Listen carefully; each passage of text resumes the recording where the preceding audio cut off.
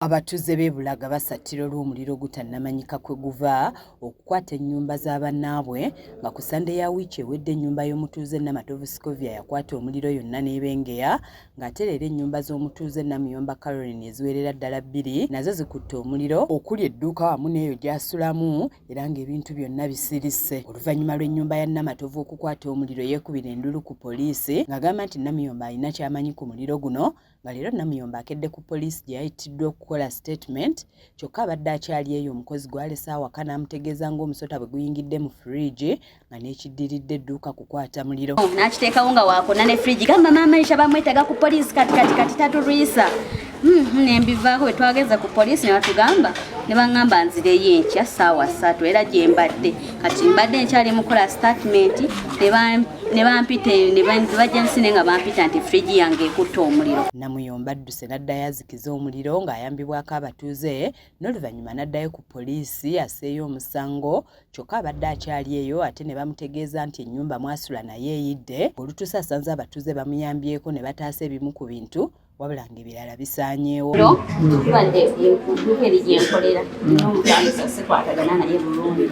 Omuliro gwasooka kukwata wuwe. Edduuka wenkolera gwajja gwokka kwata ewuwe.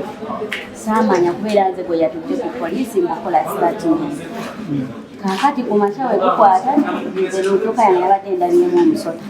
Kati ne wajjayo omukadde n'aŋŋamba maama Aisha byonna ebyakutuuseeko teweebuuza bano ennyumba yaabwe yayidde bye babikuleetedde kubanga bwe bamaze ennyumba yaabwe okujja ne bagenda ne banaabira ewange eddagala ne balekawo n'engoye zaabwe ne balekayo n'eddagala.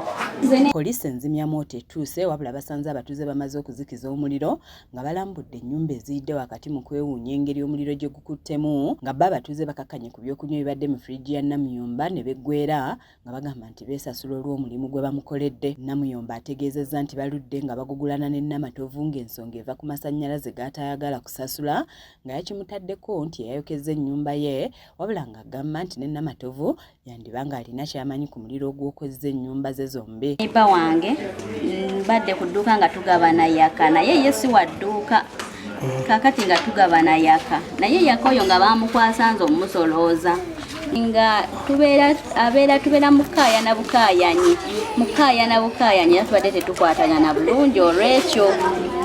Kataano omwana yaŋŋamba yalaba omusota mu dduuka lyange mu dduuka kati yo obuzibu okyawaamu kuba nti tetukwatagana nti nze nkwatagana ne landlord.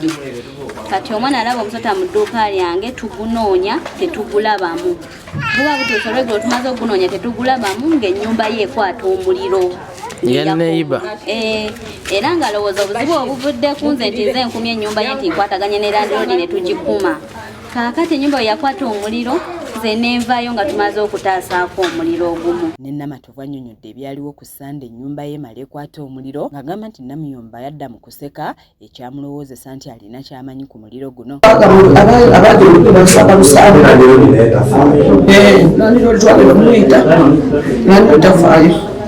Twamuyita ennyumba nga yakajja abasirikale bo bajja ne bafaayo ne bayita. Ate bo abatuuze boogedde ku ngeri omuliro gye gubadde gwakamu nga bwe gumansuka waggulu ekibeewuunyisizza nga basabye ab'obuyinza bayingire mu nsonga eno kuba bandiba nga balumbiddwa entalo z'eddogo eziyinza n'okutwaliramu obulamu bwabwe. Ku dduuka ne tuguzikiza tumala okuguzikiza ne gwaka mu ngeri gye tutategeera kuba gwekuma gwokka.